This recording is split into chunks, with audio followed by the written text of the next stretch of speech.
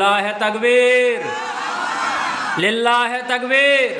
শুকরিয়া আদায় করলে খুশি হয় কে? জোরে বলেন, খুশি হয় কে? আল্লাহর নাম কোনো মানুষ সজ্ঞানে নিক বা অজ্ঞানে নিক, একবার যদি জবান দিয়ে বলে আল্লাহ, তার আমল নামার মধ্যে কম পক্ষে 4000 নেকি লেখা হয়। সুবহানাল্লাহ বলবেন না?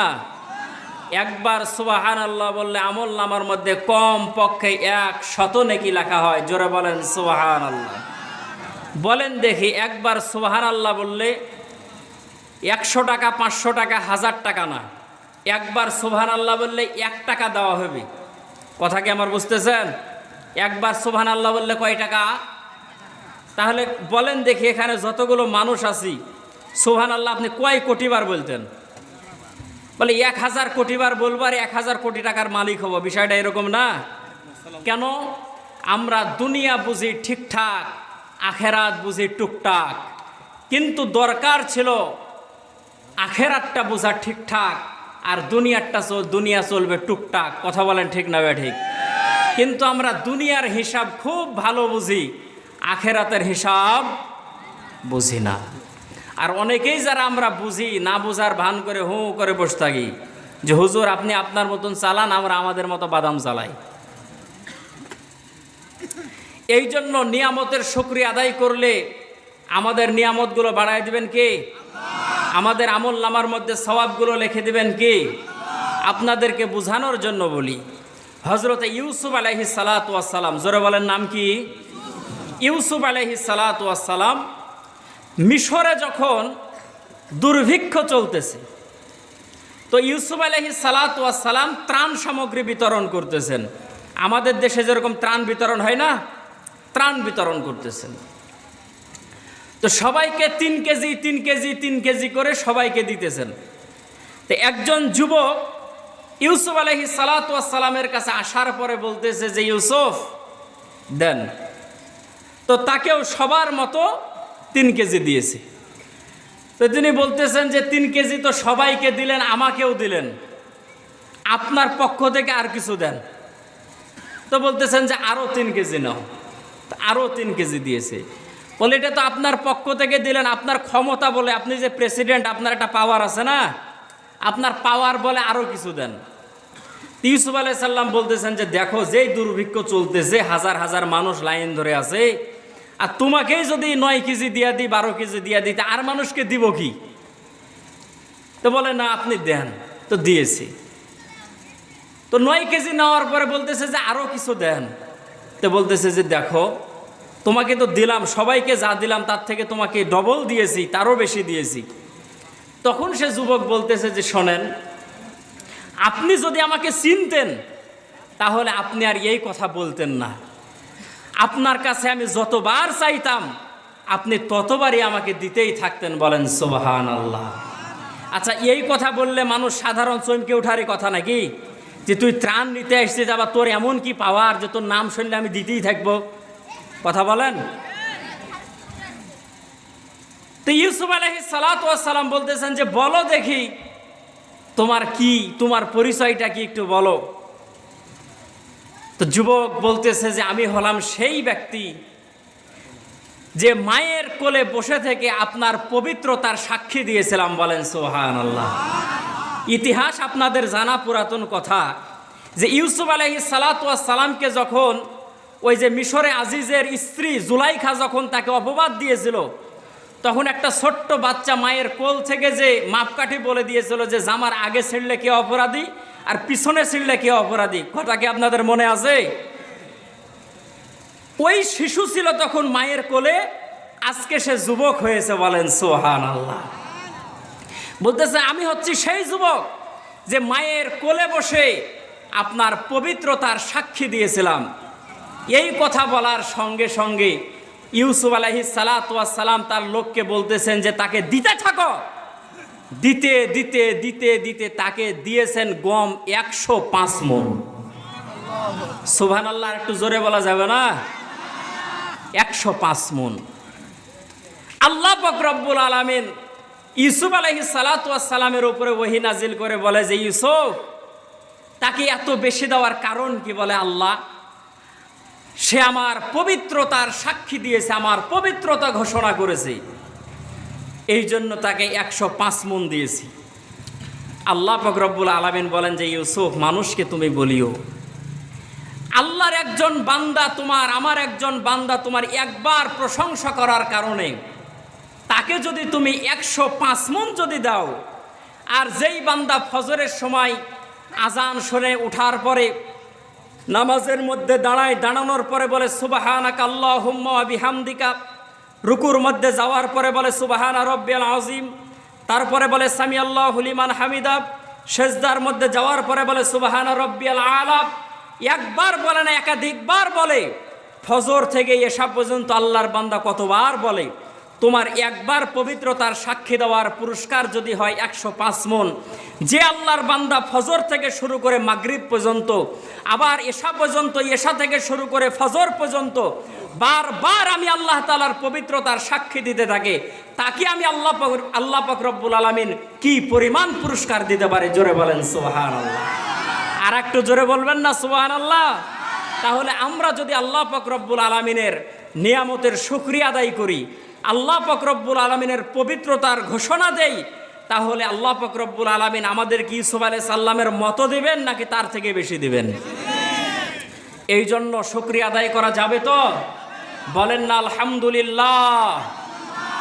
আর একটু মহব্বতের সাথে বলেন আলহামদুলিল্লাহ।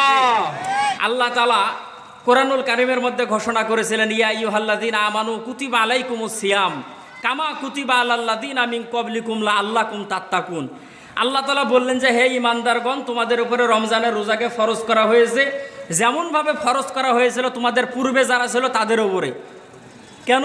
বলে যাতে করে তোমরা লাআল্লাকুম তাত্তাকুন, তোমরা পুরাপুরিভাবে মুত্তাকি হতে পারো। বলেন সুবহানাল্লাহ। এখন একটা মাস তো আমরা রোজা কমপ্লিট করে ফেললাম, এখন রমজান মাস মানে কি খালি পেঁয়াজি খাবো, বেগুনি খাবো, বুট আর ছোলা মুড়ি খাবো, এটা কি না? তাকওয়া অর্জন করার কারণে যে আল্লাহ তাআলা রমজান মাস দিলেন, এ তাকওয়া আমরা অর্জন করতে পারলাম কি পারলাম না, একটু হিসাব মেলানোর দরকার আছে না? এখন রমজান মাস আমাদের কাছ থেকে বিদায় নিয়ে চলে গেল বন্ধু। একটা মাস আমরা অনেকে রোজা রেখেছি, অনেকে রোজা রাখতে পারি নাই। আমরা যারা রোজা রাখতে পেরেছি, একটা মাস আমরা তারাবির নামাজ আদায় করলাম, অনেকেই তাহাজ্জুদের নামাজ পড়লাম, 5 ওয়াক্ত নামাজ পড়লাম, এরকমভাবে রমজান মাসে আমরা রোজা রাখলাম। কিন্তু রমজান মাস যে আমাদের কাছ থেকে বিদায় নিয়ে চলে গেল, আল্লাহ পাক রব্বুল আলামিন বললেন, দুনিয়ার মানুষ, তোমাদেরকে যে রমজান মাস দিয়েছে যাতে করে তোমরা মুত্তাকি হতে পারো, আমাদেরকে একটু হিসাব মিলাতে হবে, এখন আমরা মুত্তাকি হতে পারলাম কি পারলাম না। যখন রমজান মাস শেষ হয়ে যায়, মানুষগুলো ঈদের আনন্দ উদযাপন করার জন্য মানুষগুলো আনন্দে আত্মহারা হয়ে যায়। কেউ বা ঈদের বাজার করার জন্য ব্যস্ত হয়ে যায়, মেয়ের বাসায় আত্মীয় স্বজনদের বাসায় উপহার সামগ্রীগুলো পাঠানোর জন্য ব্যস্ত হয়ে যায়। ঈদের দিনে মানুষ মানুষের সঙ্গে মুআনাকা করে, কুলাকুলি করে, মুলাকাত করে, একজন আর একজনের বাসায় ঘোরার জন্য, বেড়ানোর জন্য চলে যায়। পর্যটন এরিয়ার মধ্যে মানুষগুলো চলে যায় ঈদ উদযাপন করার জন্য, আনন্দ করার জন্য। সাহাবায়ে কেরাম রাদিয়াল্লাহু তাআলাদের মধ্যেও বিষয়টা ঠিক এমনই ছিল। তারা শরীয়তের ভিতরে থেকে যতটুকু আনন্দ করা যায়, উল্লাস করা যায়, তারাও করত। কিন্তু খাত্তাবের পুত্র যার নাম ছিল হযরতে ওমর, ঈদের দিনে সমস্ত সাহাবায়ে কেরাম রাদিয়াল্লাহু তাআলা আনহু আনন্দে তারা আত্মহারা, সবাই আনন্দের মধ্যে তারা ঘোরাঘুরি করতেছে। কিন্তু হযরতে ওমর রাদিয়াল্লাহু তাআলা আনহু মসজিদে নববীর বারান্দার মধ্যে বসে চোখের পানি ছেড়ে দিয়া কান্দে। হযরতে আবু হুরায়রা ডাক দিয়া বললেন, আমিরুল মুমিনিন খলিফাতুল মুসলিমিন, ওগো নবীজির সাহাবী ওমর, ঈদের দিনে আনন্দ করবেন, আত্মীয়র বাসায় বেড়ানোর জন্য যাবেন, কিন্তু আপনি মসজিদে নববীর বারান্দার মধ্যে বসে বসে আপনি চোখের পানি ছাড়েন ঈদের দিনে, কারণটা কি?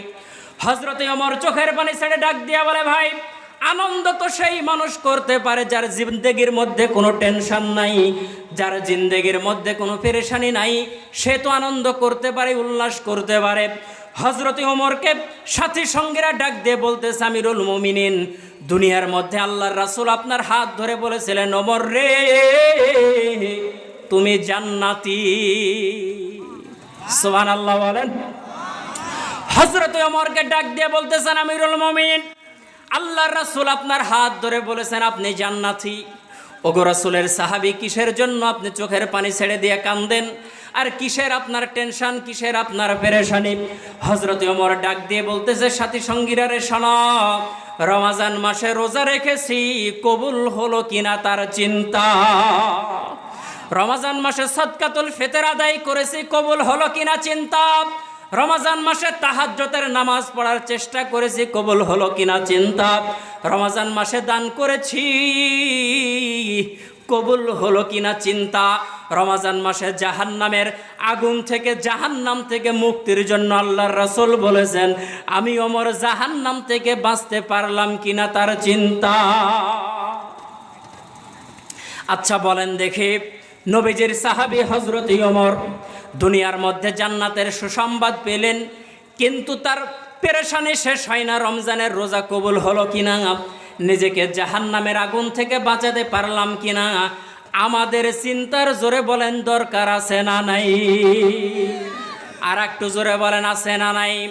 তুমি এসে ভাবে সব ভুলেছ, তুমি এসে ভাবে সব ভুলেছ, দেখা রঙের ঝলকানি, কাল যে তুমি থাকবা বেঁচে কে দিয়েছে গ্যারান্টি, কাল যে তুমি থাকবা বেঁচে কে দিয়েছে গ্যারান্টি।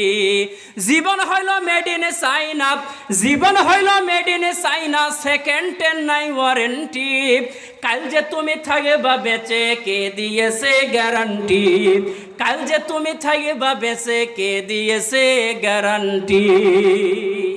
কোনো গ্যারান্টি আছে নাকি? আর একটা আওয়াজ দিয়ে বলেন, কোনো গ্যারান্টি আছে নাকি? হযরতে ওমর রাদিয়াল্লাহু তাআলা ডাক দিয়ে বলতেছেন, ভাই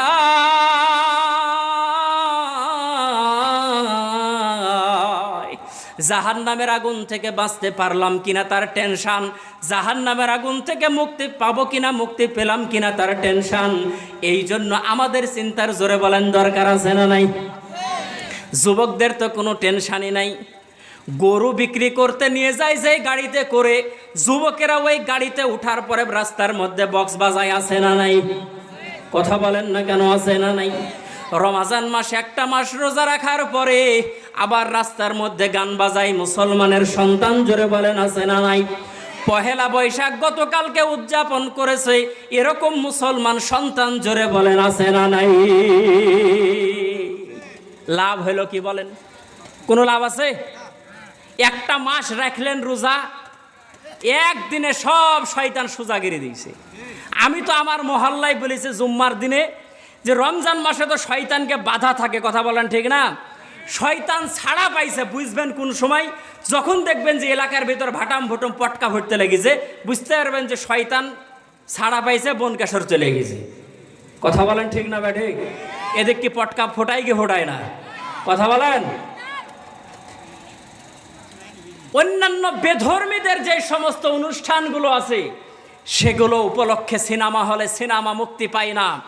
মুসলমানের ঈদুল ফিতর আর ঈদুল আজহা উপলক্ষে সিনেমা হলে সিনেমা মুক্তি পায়, এর থেকে লজ্জার কথা আর কিছুই হতে পারে না। কথা বলেন জোরে ঠিক না বেটে?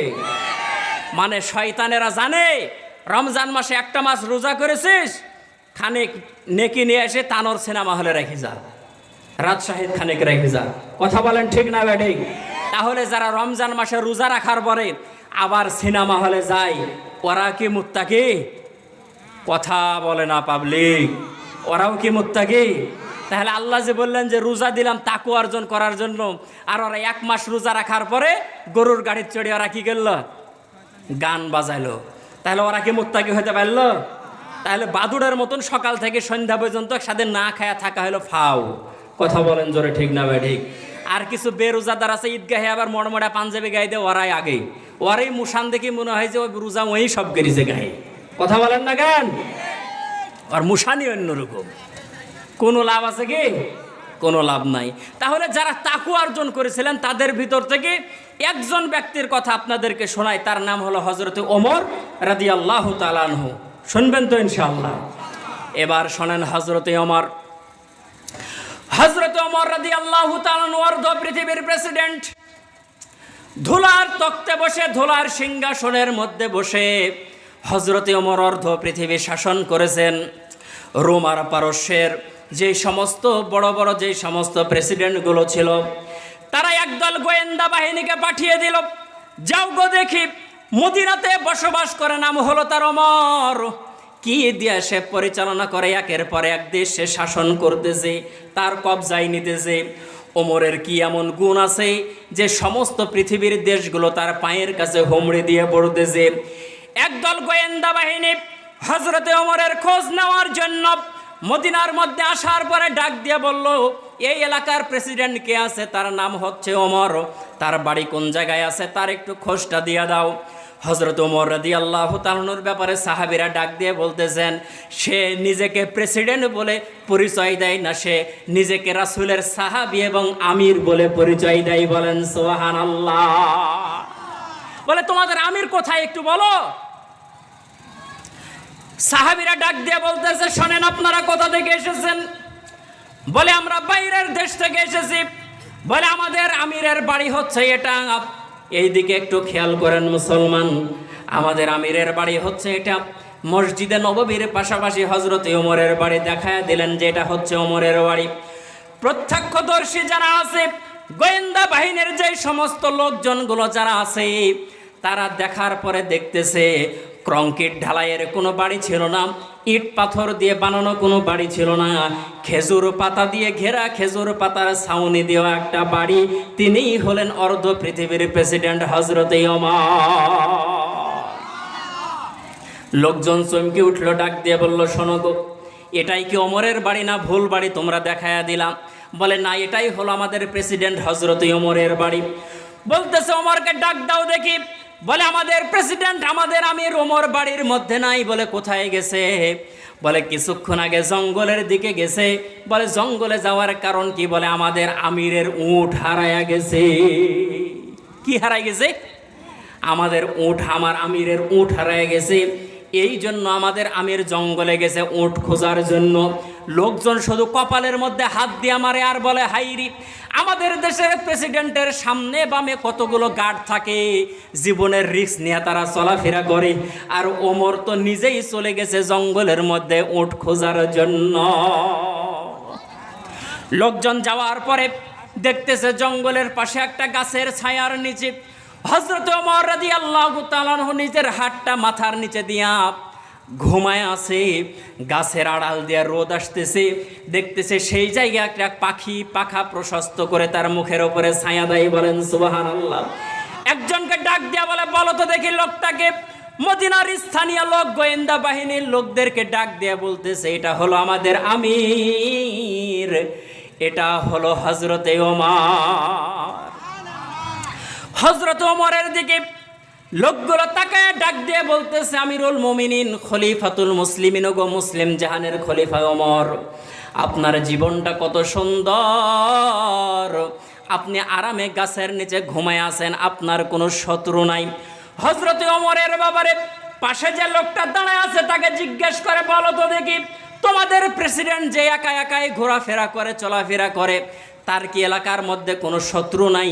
তাকে কি মেরে দিবে এরকম কি কোনো শত্রু নাই? লোকটা ডাক দিয়ে বলে, আমাদের প্রেসিডেন্ট জনগণের এক পয়সা মারে না, এই জন্য আমাদের প্রেসিডেন্ট কেউ জনগণ মারে না। সুবহানাল্লাহ বলবেন না? কথা তো বুঝতেই পারলেন না, এদিক ওদিক তাকাইছেন আর বাদাম খাইছেন। লোকটা ডাক দিয়ে বলতেছে যে, ওমর যেভাবে ঘুমাই, তোর কি কোনো শত্রু নাই? আমাদের এলাকায় যা চেয়ারম্যান হয় একাই ঘুরে না সাথে 2-5টা লোক থাকে? কথা বলেন, কথা বলেন না কেন? কথা বলেন, ঠিক না বেঠিক? লোক থাকে। হযরত ওমর একা একাই ঘুরে, তো বলে ওর শত্রু নাই, মারি দিবে, জানের ভয় নাই? বলে আমার ওমর, আমাদের প্রেসিডেন্ট জনগণের 1 টাকা মারে না, এই জন্য জনগণও মারে না। এক জায়গায় জিজ্ঞেস করলাম, আপনাদের এখানে নাহি বললাম। এক জায়গায় বললাম যে, আপনাদের এলাকার চেয়ারম্যান সাহেব কি একাই ঘুরতে পারবে? বলে না, ঘুরতে পারবে না। কেন? বলে মেরে দিবে। বলে কেন মেরে দিবে? বলে ওই জনগণের গম মেরে দিই, সেই জন্য লোক অকো মেরে দিবে। কথা বোঝেন নাই?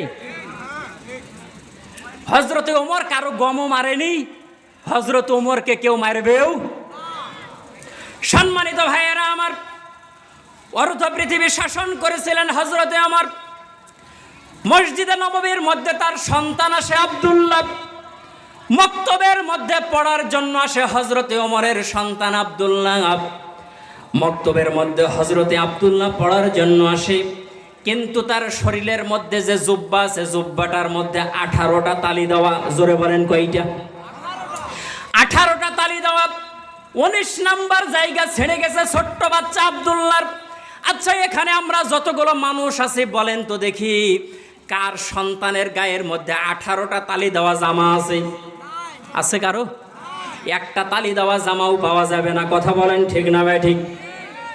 আর হযরত ওমরের গায়ে যে যেই জামা, সেই জামার মধ্যে 70টা তালি দেওয়া। আব্দুল্লাহ মক্তবের মধ্যে আসি, তার বন্ধুরা তার ছেঁড়া জায়গার ভিতরে আঙ্গুলটা দিয়া তাকে কাতুকুতু দেয় আর ডাক দেয়া বলে, তোর বাপ না প্রেসিডেন্ট? অর্ধ পৃথিবী তোর বাপ শাসন করে, তোর হুঁশ নাই? তুই কিসের জন্য মক্তবের মধ্যে ছেঁড়া জামা গায়ে দিয়ে এসেছিস? আব্দুল্লাহ মায়ের কাছে যাওয়ার পরে ডাক দেয়া বলে, মা আর মক্তবের মধ্যে যাব না, আর পড়বো না। মা ডাক দিয়ে বলতেছে, কেন রে বেটা যাবি না? বলতেছে, মক্তবে যখন আমি যাই, আমার বন্ধুরা আমার ছেঁড়া জায়গা দিয়ে হাত দেয় আর বলে তোর বাপ নাকি প্রেসিডেন্ট। মা গো মা, আমি জানি আমার বাবা তো একটা টাকা দুর্নীতি করে না, সংসার নিয়ে টানাটানি। আমার বাবা জুব্বা, নতুন জুব্বা কিনে দিবে কোথা থেকে? আব্বারে বলবা নতুন যদি জুব্বা না দেয় তাহলে মক্তবের মধ্যে যাব না, নতুন যদি জুব্বা দেয় তাহলেই যাব, তাছাড়া মক্তবের মধ্যে যাব না। হযরতে ওমর রাষ্ট্রীয় কাজ শেষ করে বাড়ির মধ্যে চলে এসেছেন। হযরতে ওমর রাত্রের বেলা খাওয়া দাওয়া কমপ্লিট করে হযরতে ওমরের বিবি স্বামীর কাছে যাওয়ার পরে ডাক দিয়ে বলতেছেন, স্বামী গো, মাসটা শেষ হতে মাত্র আর 3টা দিন বাকি আছে গো স্বামী, একটু আপনি বলেন না কেন অর্থমন্ত্রীকে আপনাকে যদি অগ্রিম 1 মাসের বেতন যদি দিয়ে দেয়। আমার সন্তান বলতেছে ছেঁড়া জামা গায়ে দিয়ে আর মক্তবের মধ্যে যাবে না, তাহলে তার জন্য একটা নতুন জুব্বার ব্যবস্থা করে দেব। হযরতে ওমর ডাক দিয়ে বলে, বিবি রে, জীবনে কোনোদিন আমি একদিনের অগ্রিম বেতন নেই নাই, 3 দিন আগে বেতন আমি কিভাবে চাইতে যাই? একদিকে সন্তানের চোখ দিয়া পানি ঝরে, অপরদিকে বিবির চোখ দিয়া পানি ঝরে। সমস্ত কষ্ট ভুলে গিয়ে হযরত ওমর রাদিয়াল্লাহু তাআলা আনহু রাত্রের বেলা মুখের মধ্যে রুমাল জড়ে অর্থমন্ত্রীর বাড়ির দিকে রওনা করলেন। বাড়ির দরজায় নক করলেন, দরজা খুলে দিল অর্থমন্ত্রী। ডাক দিয়ে বলতেছে, আমিরুল মুমিনিন, রাত্রের বেলা কিসের জন্য আপনি আমার বাসায়? হযরত ওমর ডাক দিয়ে বলে, ভাই রে, 3 দিন যে বাকি আছে, 1 মাসের অগ্রিম বেতন নেওয়ার জন্য তোমার কাছে এসেছি। অর্থমন্ত্রী ডাক দিয়ে বলতেছে, আমিরুল মুমিনিন, আপনি যদি ডাকতেন আমি আপনার বাসায় চলে যেতাম, আপনি কষ্ট করে আসলেন কেন? তবে আপনি এসেছেন ভালো কথা, আপনি 1 মাসের অগ্রিম বেতন চেয়েছেন আমার কাছে। আমিরুল মুমিনিন খলিফাতুল মুসলিমিন, দুঃখের সাথে আপনাকে জানাই, আপনাকে আমি 1 মাসের বেতন কেন 3 মাসের বেতন দিয়ে দিতে পারি, তবে যদি আপনি 2টা কথার জিম্মাদারি আমাকে দিতে পারেন। হযরতে ওমর ডাক দিয়ে বলে, কি কথা? বলে, 2টা কথা হলো, 1 মাসের যে অগ্রিম বেতন যে আপনি নিতেছেন, 3 দিন মাস এখনো বাকি আছে, আপনি যে বেতন নিতেছেন, আপনি একটু আমার কাছে গ্যারান্টি দিয়ে একটা সহি দিয়ে যান যে এই 3 দিন যে আপনি হায়াতের জিন্দেগিতে বেঁচে থাকবেন। আপনি যে 3 দিন বেঁচে থাকবেন, এর কি কোনো গ্যারান্টি আছে নাকি? হযরত ওমর বলেন, না, কোনো গ্যারান্টি নাই। বলে, 2য় নাম্বার অপশন হলো, গ্যারান্টি যদি না থাকে, অর্ধ পৃথিবীর সমস্ত মানুষগুলো এই টাকা আপনাকে মাফ করে দিবে, এর কি কোনো গ্যারান্টি আপনি দিতে পারবেন? হযরত ওমর বলেন, না, গ্যারান্টি দিতে পারবো না। অর্থমন্ত্রী ডাক দিয়ে বলে, আমিরুল মুমিনিন, আমার অর্থমন্ত্রীর পদ যদি চলে যায় চলে যাক, কোনো সমস্যা নাই, কিন্তু 1 দিনেরও অগ্রিম বেতন আপনাকে দিতে পারবো না। সুবহানাল্লাহ, জোরে বলেন। হযরত ওমর বাড়িতে মধ্যে আসার পরে বিবিকে ডাক দিয়ে বলতেছে, বিবি রে, বেতন পেলাম না, সন্তানকে এইভাবে যেতে বলো। আমার ভাইয়েরা, হযরতে ওমরের সন্তান সেভাবেই মাদ্রাসায় যাই লেখাপড়া করে। এক পর্যায়ে হযরতে আব্দুল্লাহ বড় হয়েছে। হযরত ওমর রাদিয়াল্লাহু তাআলা আনহু ক্ষমতার মধ্যে আছে। বলেন তো দেখি, সেই সময় অর্থমন্ত্রীকে ধমক দিয়া 2 মাসের টাকা হযরত ওমর নিতে পারতেন কি পারতেন না? জোরে বলেন, পারতেন কি পারতেন না? হযরত ওমরকে দেখে শুধু মানুষ ভয় করতো না, মুসলমান। হযরত ওমর যেই রাস্তা দিয়ে যেত, শয়তান সেই রাস্তা দিয়ে যেত না 40 দিন। হযরত ওমর অর্থমন্ত্রীকে কোনো কথা বললেন না, কারণ তার ভিতরে ছিল আল্লাহর ভয়, তার ভিতরে ছিল তাকওয়া। আপনাদেরকে আমি এটাই বোঝানোর জন্য তার জীবনী আপনাদের সামনে তুলে আনতেছি। অন্যান্য দেশ থেকে ত্রাণ সামগ্রী এসেছে মদিনার মধ্যে। হযরত ওমর রাদিয়াল্লাহু তাআলা আনহু একদিন মসজিদে নববীর মধ্যে খুতবা দিতেছেন, ভাষণ দিতেছেন। কতই চমৎকার বিষয়। অর্ধ পৃথিবীর প্রেসিডেন্ট যিনি, মসজিদে নববীর ইমাম তিনি। আমাদের দেশের নেতারা সূরা ফাতিহা পড়তে জানে না, বিসমিল্লাহ পড়তে জানে না। গত কয়েকদিন আগে যে আমাদের ঈদুল ফিতর হয়েছে, কথা বলেন ঠিক না বেঠিক? এক নেতা বক্তব্য দিতেছে, বলে ঈদুল ফেরতের নামাজ। জোরে বলেন কিসের নামাজ? বলে ঈদুল ফেরতের নামাজ। মানে ঈদুল ফিতর যে বলতে হয় এরকম নেতা আছে বলতে পারে না। হযরত ওমর খুতবা দেওয়ার জন্য দাঁড়ালেন। একজন গ্রাম্য সাহাবী মাঝখান থেকে দাঁড়ায় বলতেছে, ওমর গো, বক্তব্য বন্ধ করেন, আপনার বক্তব্য শুনবো না। আচ্ছা বলেন তো দেখি, এই জায়গা থেকে যদি একজন মানুষ এখন আমাকে বলেন, হুজুর বক্তব্য বন্ধ করেন, শুনবো না, মেজাজ খারাপ হবে কি হবে না? কথা বলেন। বক্তারও মেজাজ খারাপ হবে, কমিটিরও মেজাজ খারাপ হবে, লোকজনেরও মেজাজ খারাপ হবে। তো তোর যদি কথা থাকে পরে বলবি, বক্তব্যের মাঝখানে তুই কথা বলিস, কারণ কি? কথা বলেন জোরে, ঠিক না বেঠিক? হযরত ওমরকে একজন ডাক দিয়ে বলে, আমিরুল মুমিনিন বক্তব্য বন্ধ করেন, বক্তব্য শুনবো না। হযরত ওমর এত রাগী মানুষ, কিন্তু জনগণের সামনে তার কোনো রাগ নাই। ঠান্ডা মাথায় হযরত ওমর বক্তব্য বন্ধ করে ডাক দিয়ে বলে, ভাই কেন বক্তব্য শুনবা না? সারা জীবন বক্তব্য শুনে আসো, কিন্তু আজকে কেন বক্তব্য শুনবা না? হযরত ওমরকে লোকটা ডাক দিয়ে বলতেছে, আমিরুল মুমিনিন, পাশের দেশ থেকে আমাদের জন্য ত্রাণ সামগ্রী এসেছে।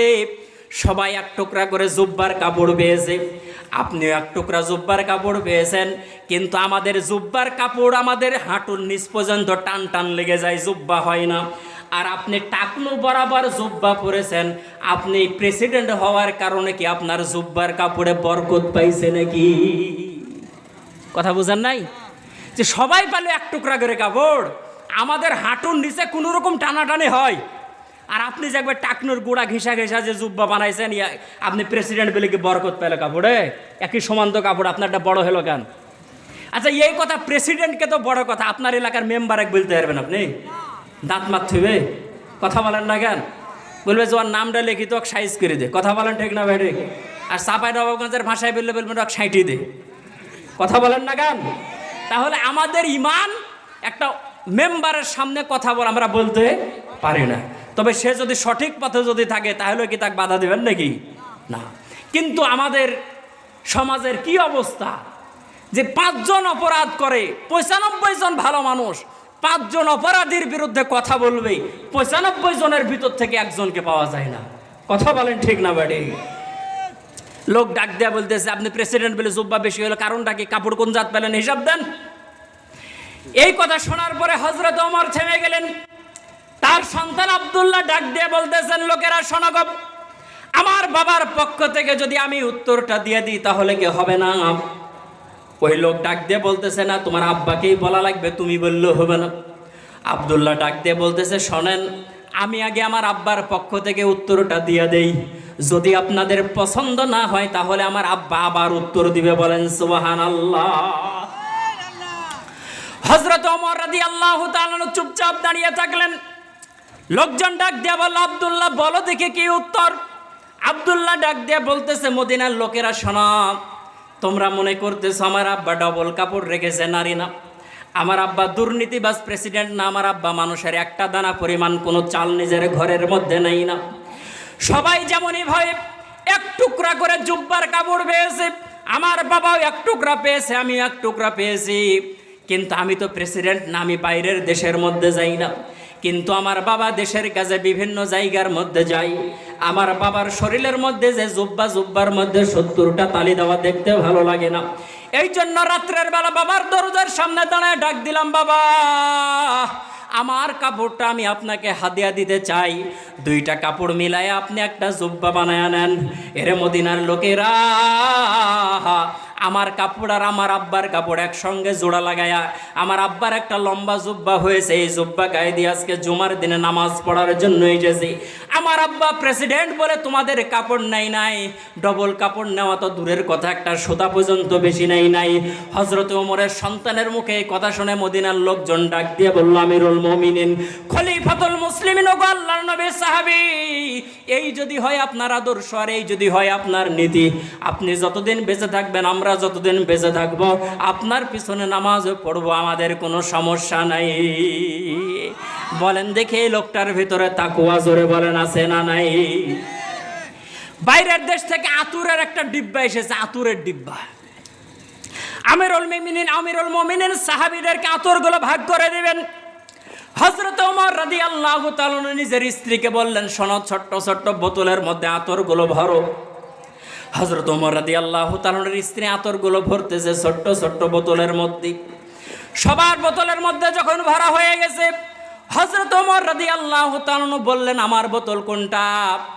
বিবি ডাক দিয়ে বলতেছে, আপনার বোতল এটা, এখানটা। বলে, আমার বোতল থেকে আরো কিছু সংখ্যক আতর তুমি ঢেলে রাখো। আমিরুল মুমিনিনের স্ত্রী ডাক দিয়ে বলতেছে, কি জন্য? সবাইকে সমান সমান দিয়েছে, আপনি কম নেবেন, কারণটা কি? বলে, আমি কম নেওয়ার কারণ হলো, তুমি যে বোতলের মধ্যে যে আতরগুলো ভরেছ, তোমার হাতের মধ্যে কিছু আতর লেগেছে, তুমি ঘ্রাণ কিছু শুকেছ, এই জন্য যেই সমস্ত সাহাবীরা আতরগুলো পাবে, তাদের হাতের মধ্যে তো আতর লাগলো না, তাদের নাকের মধ্যে তো ঘ্রাণ গেল না, এই জন্য আমার ভাগ থেকে একটু কমায়া রাখো। বলেন দেখি, এরকম নেতা যদি আমাদের এলাকার মধ্যে যদি হতো, কতই না ভালো হতো। কথা বলেন ঠিক না বেঠে? তবে এরকম ওমরের মতো নেতা যদি আমাদেরকে নিতে হয়, তবে হযরতে আলীর মতো আমাদেরকে হতে হবে। কাদের মতো? হযরতে আলী রাদিয়াল্লাহু তাআলা আনহুর মতো জনগণ যদি না হয়, তাহলে একটারও ধরে কাল্লা থাকবে না। কারণ আমরা যে 2 নাম্বারি আর 6 নাম্বারি করি, এই 6 নাম্বারি দেখলে হযরত ওমরের তরবারি থেকে একটাও ছাড় পাবে? কথা বলেন, ছাড় পাবে? একটাও ছাড় পাবে না, সবগুলো সমান করে দিবে। হযরত ওমর রাদিয়াল্লাহু তাআলা আনহু অর্ধ পৃথিবীর প্রেসিডেন্ট, নিজের শরীরের মধ্যে ছেঁড়া জুব্বা, সন্তানের শরীরের মধ্যে ছেঁড়া জুব্বা, কিন্তু কোন সময় নিজের জন্য কিচ্ছু করেন নাই। জোরে বলেন, কার ভয়ে? আর একটা আওয়াজ দিয়ে বলেন, কার ভয়ে? হযরত ওমর রাত্রের বেলা খোঁজ নেওয়ার জন্য বাইরে যায়, পাহাড়ি এলাকার ভিতর দিয়ে চলে, তো দেখে একটা ঘরের মধ্যে টিপ টিপ করে আলো জ্বলে। বাইরের দেশের মানুষ সেই জায়গার মধ্যে ঢুকেছে। তো সেই জায়গায় যাওয়ার পরে দেখতেছে একটা মহিলা চুলার মধ্যে আগুন দিতেছে, চুলার মধ্যে জাল দিতেছে। তো হযরত ওমর ডাক দিয়ে বলতেছেন যে, মা, তুমি এখানে কি করতেছো? বলে, চুলার মধ্যে জাল দেই। কারণ কি? সন্তানগুলো ঘরের মধ্যে কাঁদতেছে। ওরা কারা? বলে, আমার সন্তান খাবারের জন্য কাঁদতেছে। বলে, খাবার কি নাই? বলে, খাবার নাই, হাসরের ময়দানে ওমরের নামে মামলা হবে। আমরা শুনেছি এই রাষ্ট্রের প্রেসিডেন্ট নাকি ওমর। আমরা আজকে 3 দিন হলো এলাকার মধ্যে আসা, ওমর খোঁজও নাই, কোনো খাবারও দেয় নাই। হাসরের ময়দানে ওমরের নামে বিচার দেওয়া হবে, ওমর কিসের জন্য আমাদের খোঁজ খবর নিল না? হযরত ওমর কোনোই কথা বললেন না, চলে গেলেন বাড়ির মধ্যে। যেই জায়গার মধ্যে বাইতুল মাল, সেই জায়গা থেকে খাবার নিলেন, আটা নিলেন। তার খাদেম আসেফ ডাক দিয়ে বলতেছে যে, আমিরুল মুমিনিন, বস্তাগুলো আমার মাথার উপরে তুলে দেন। বলে, না, আখেরাতে নিজের বোঝা নিজেকে বইতে হবে, আটার বস্তা আমার মাথায় তুলে দাও। আটার বস্তা মাথায় নিয়ে আমিরুল মুমিনিন সেই মহিলার কাছে বলতেছেন যে, মাগো, আপনি বাচ্চাগুলোকে ঘুম থেকে জাগান, আমি রুটি বানাই আপনাদের জন্য নিয়ে আসতেছি। বলেন সুবহানাল্লাহ। আর মাগো, আপনার কাছে অনুরোধ করতেছি, হাসরের ময়দানে ওমরের নামে মামলা করিয়েন না। বলেন দেখি, এই ব্যক্তির ভিতরে আল্লাহর ভয়, জোরে বলেন, আছে না নাই? আর একটা আওয়াজ দিয়ে জোরে বলেন, আছে না নাই? কিসের জন্য? কারণ তার ভিতরে ছিল তাকওয়া। পুরাপুরি মুত্তাকি হওয়ার কারণে সমস্ত কিছুকে, দুনিয়ার সমস্ত ভালোবাসা মহাব্বতকে তারা এক প্রান্তে ফেলে দিয়ে আল্লাহ পাক রব্বুল আলামিনের জান্নাতে যাওয়ার জন্য তারা সব সময় প্রস্তুত ছিল। কথা বলেন ঠিক না বেঠিক? এত ইনসাফের সাথে বহু ইনসাফের কথা আছে। হযরত ওমর রাদিয়াল্লাহু তাআলা আনহুর শেষ পর্যায়ে একটা কথা, রাদিয়াল্লাহু তাআলা আনহুর ইন্তেকালের 10 বছর পরে একজন সাহাবী তাকে স্বপ্নে দেখে, ডাক দিয়ে বলতেছে, আমিরুল মুমিনিন, আল্লাহ পাক রব্বুল আলামিন আপনার সঙ্গে কি ব্যবহার করলো? আমিরুল মুমিনিন ডাক দিয়ে বলতেছেন যে, শোনো, কোনোই ব্যবহার করে নাই। 10টা বছর যে অর্ধ পৃথিবী শাসন করেছি, এর হিসাব দিতে দিতে কবরের জগতে 10টা বছর পার হয়ে গেল। আচ্ছা বলেন দেখে, এত ইনসাফগার প্রেসিডেন্ট, তার হিসাব দিতে যদি 10 বছর লাগে, আমাদের হিসাব দিতে কয় বছর লাগবে? এখন মনে মনে ভাবছেন যে উনি প্রেসিডেন্ট ছিলেন, 10 বছর লাগুক না 20 বছর লাগুক, আমি তো আর প্রেসিডেন্ট লয়, আমি তো একদিনে হিসাব দিয়ে চলে যাবো নাকি? এরকম ভাবসা? কুল্লুকুম রাইন ওয়া কুল্লুকুম মাসউলুন আন রায়াতিহি। প্রত্যেকেই দায়িত্বশীল, প্রত্যেকের দায়িত্বের হিসাব আল্লাহ পাক রব্বুল আলামিনের কাছে দিতে হবে। আপনি স্বামী হিসাবে কেমন, এর হিসাবও দেওয়া লাগবে। আপনি বাপ হিসাবে কেমন, এর হিসাবও দেওয়া লাগবে। আপনি ভাই হিসাবে কেমন, এর হিসাবও দেওয়া লাগবে। আপনি সমাজের মাতবর আর মুরল হিসাবে কেমন, এর হিসাবও আল্লাহর সামনে জোরে বলেন দেওয়া লাগবে কি লাগবে না? আর একটু জোরে বলেন দেওয়া লাগবে কি লাগবে না? ভাই বোনের সম্পর্ক খুব ভালো। বোন যেমনি বলেছে যে বাপ মারা 10 বছর হয়ে গেল, জমির ভাগটা দিবি না রে ভাই, ভাগ কোনো রকম লামসাম বুঝাই দেয়া বলে এই ভিটার উপর যেন তোর পা না উঠে। কথা বলেন, বলে কি বলে না? বোন কেশর মনে হয় বলে না নাকি?